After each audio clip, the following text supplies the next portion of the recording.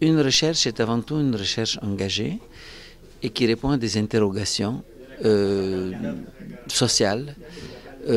Parce que la sociologie, c'est une réflexion non seulement sur la société de façon abstraite, mais sur les rapports de pouvoir. Et quand c'est une réflexion engagée, cette réflexion vise avant tout à remettre en question les rapports de pouvoir et surtout à remettre en question les catégories avec lesquelles on pense qui reproduisent les rapports de pouvoir.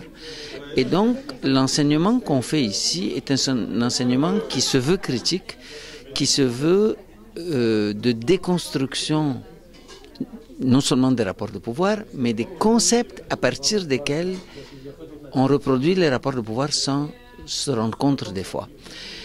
Et de ce point de vue, ça soulève la question de la pertinence de l'enseignement, la pertinence des concepts, des théories qu'on enseigne, la pertinence des sujets, et ça nous permet d'ancrer notre enseignement dans des préoccupations sociales pour la justice, pour l'égalité, et cette dimension-là, elle est particulièrement forte à l'UQAM.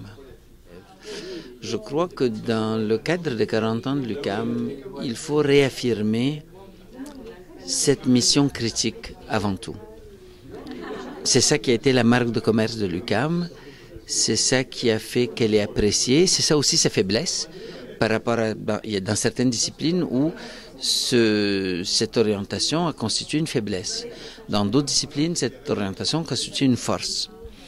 Dans le cadre de la sociologie, puisque je suis dans ce département, ça a constitué une force. Et le département a sa réputation qui est assez bien valorisée, entre autres à cause de ça. Et donc, dans le contexte de la grève, au fond, c'est cette dimension-là qui est remise en question.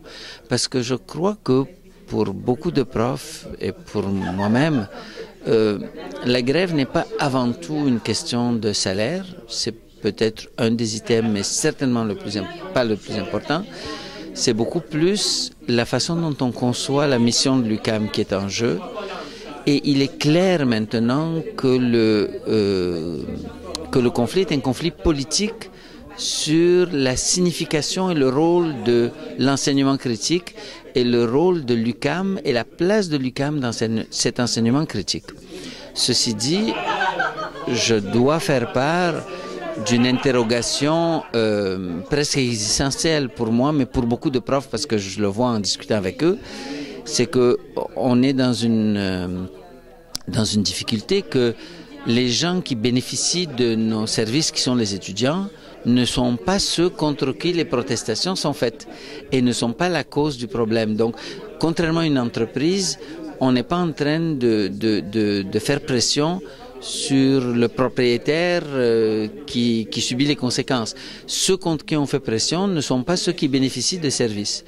Et ça nous pose une interrogation et une angoisse, je dirais, chez tous les profs qui souhaitent que la grève soit un élément de pression pour que le gouvernement arrive à accepter ce rôle de l'UQAM et à l'appuyer, à le poursuivre.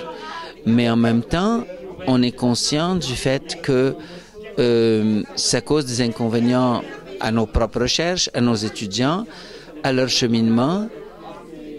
Et personne n'a une solution facile ni satisfaisante par rapport à cette interrogation, à cette angoisse qui constitue une certaine contradiction dans notre propre action dont il faut prendre acte.